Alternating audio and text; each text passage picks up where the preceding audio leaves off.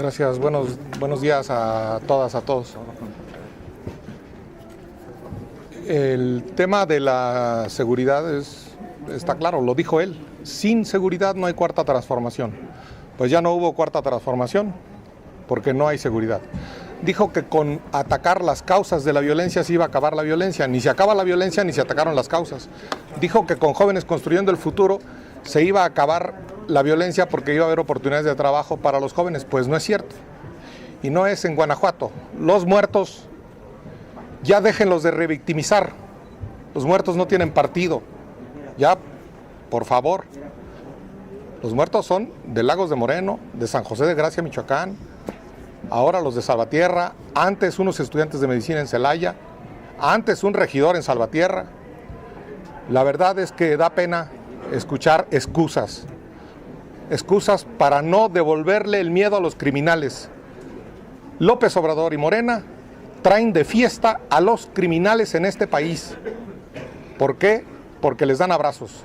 ¿Por qué? Porque han dejado a los soldados y al ejército inerme.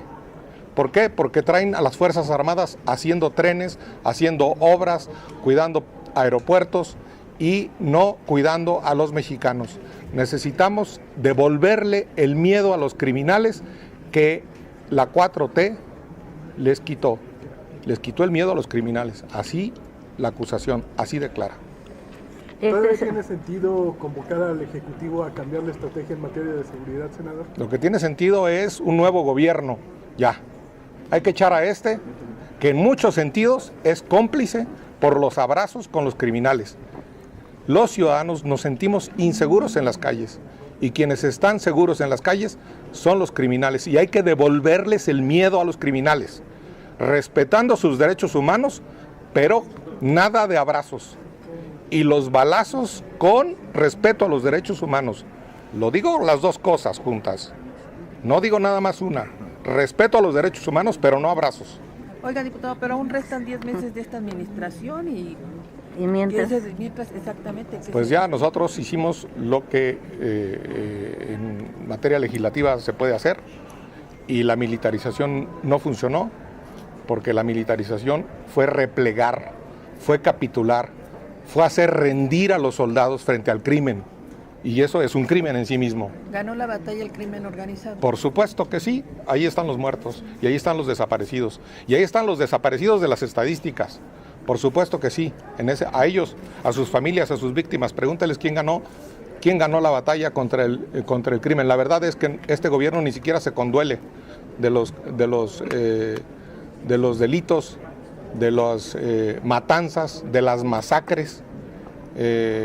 Yo sinceramente veo que este gobierno rindió la plaza. Los gobernadores no tienen ninguna responsabilidad. Por supuesto senador, que los fiscales.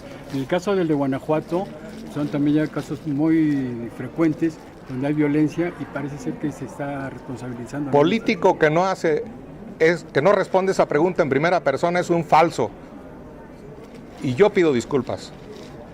Como senador, soy responsable de evaluar la seguridad pública. Hay una comisión y el Senado la evalúa. Entonces, en primer lugar, yo ofrezco una disculpa. Por supuesto que es el Estado, pero ¿quién es el jefe del Estado? Se llama Andrés Manuel López Obrador. Y quien empezó la estrategia de abrazos y no balazos es el presidente. Y quien es el comandante de las Fuerzas Armadas es el presidente, no un senador ni un alcalde. Y quien es el jefe de la secretaria de seguridad es el presidente. Ahí hay cada quien tiene una responsabilidad mayor. Por supuesto que en Celaya, por supuesto que el fiscal de Guanajuato, por supuesto que el gobierno de Guanajuato, pero no me van a decir que el gobierno de Michoacán es distinto o que el gobierno de Lagos de Moreno o de Veracruz Zacatecas, o que el inepto y frívolo del de Morelos o del de Zacatecas, ¿sí? Que cree que con apellidarse Monreal ya con eso. Oye, Germán, pero, por ejemplo, ¿cómo le van a hacer para que se vaya este gobierno del Poder Federal si la oposición está fragmentada, ustedes se declaran independientes? ¿De qué forma van a contribuir para que esto se dé? Pues ese ya es un tema electoral y la verdad es que ese ya es un tema electoral. Pero va unido. La verdad, partidizar el tema de seguridad es el primer terreno que le estamos dando a los criminales. La verdad. En esto es donde el presidente debió haber llamado a la concordia, el presidente debió haber llamado al diálogo, el presidente debió haber llamado entre todas las fuerzas, a todas las fuerzas, y no discriminar y no partidizar esto. Pero no habla con la misma intensidad del desorden del Culiacanazo que del desorden en Guanajuato. El presidente no habla con esa misma intensidad. Y la verdad es que distinguir a las víctimas y distinguir a los muertos es bastante, pues lo quiero calificar de criminal. Senador Germán, y hablando de crisis en materia de derechos humanos, ¿cuál es su opinión respecto a esta ley que recién promulgó el gobernador tejano Greg Abbott? La migración es un derecho que tenemos todos. Hay migración interna de provincia a la Ciudad de México, por ejemplo. Hay migración de extranjeros que solo cruzan y transitan el país, o hay migración de mexicanos que van a los Estados Unidos todavía, que luego no se habla de eso.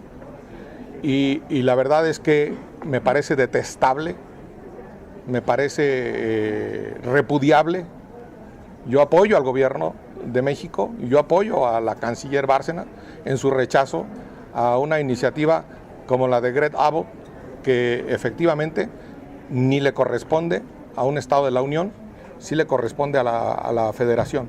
Yo repudio que no se trate como humanos a una migración pobre, porque a la migración rica que cruza en avión, o a la migración rica que lleva inversiones, o a la migración rica que juega béisbol, o a los grandes jugadores, o a los grandes artistas, a eso sí les abren sus fronteras. Y a los pobres, a la migración pobre, a esa redadas, policías, retenciones, púas, y que se ahoguen en el río o que se mueran en el desierto, boyas inhumanas. Entonces, sinceramente, yo creo que México tiene que cumplir sus compromisos internacionales y hacer que Estados Unidos también los cumpla. Hay una convención de trabajadores migratorios y sus familias que se firmó el 18 de diciembre del 2009, hace 33 años.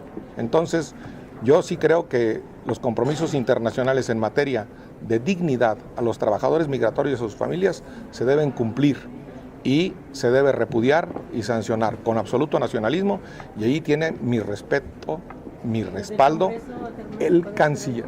Por supuesto, respaldar a la canciller como lo estoy haciendo.